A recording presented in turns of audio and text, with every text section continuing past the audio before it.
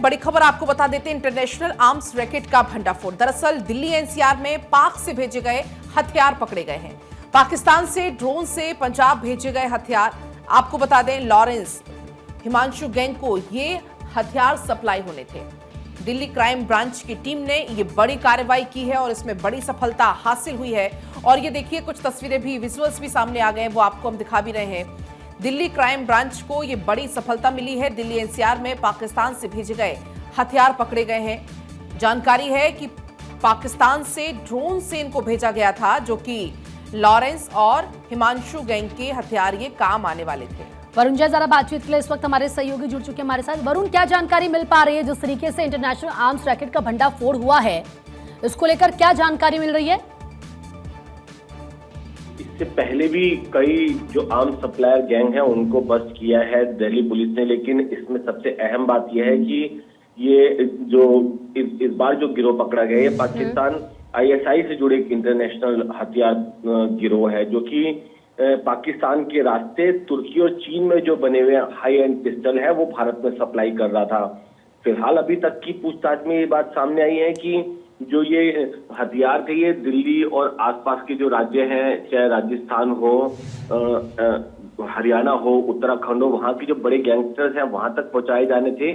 10 विदेशी पिस्टल मिले हैं, 92 जिंदा कारतूस मिले हैं। लेकिन सबसे अहम बात यह है कि जो ये तुर्की और चीन के बने हाई एंड जो पिस्टल्स थी, ये पाकिस्तान के रास्ते आईएसआई के जरिए हिंदुस्तान पहुंच रहे थे। ये चिंता का सबब है स्पेशल सेल और जो दूसरी एजेंसीज हैं उनके लिए। अब ये पता लगाया जा रहा है कौन सा नेटवर्क है और क्या इस तरह के वेपन्स कहीं इन गैंगस्टर्स के जरिए आतंकी गतिविधियों में तो नहीं इस्तेमाल हुए हैं। ये भी एक जो एंगल है वो जांच का विषय है। तो फिलहाल एजेंसीज अभी इस पर काम कर रही है और जिस तरीके से देश के हालात है, अभी हाल ही में एक्सप्लोजिव बरामद हुआ, AK-47 आतंकियों के पास से बरामद हुई, कई पिस्टल्स बरामद हुई है।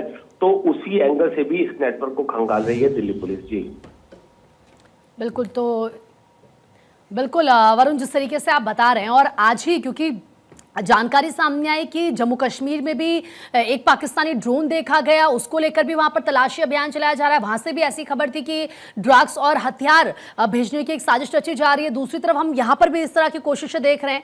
क्या ये पाकिस्तान की बौखलाहट नजर आती है वरुण? कभी वो इस तरह के हमलों की साजिश रचता है, कभी वो इस तरीके से हथियार, ड्रग्स भेजने की कोशिश करता है। देखिए, पाकिस्तान की अर्थव्यवस्था है वो इन गैर कानूनी हथियारों, ड्रग्स स्मगलिंग और भारत में आतंकवाद के जरिए ही उसकी कहीं ना कहीं इकोनॉमी चल रही है। वो रोज नए तरह के हथकंडे अपनाता है।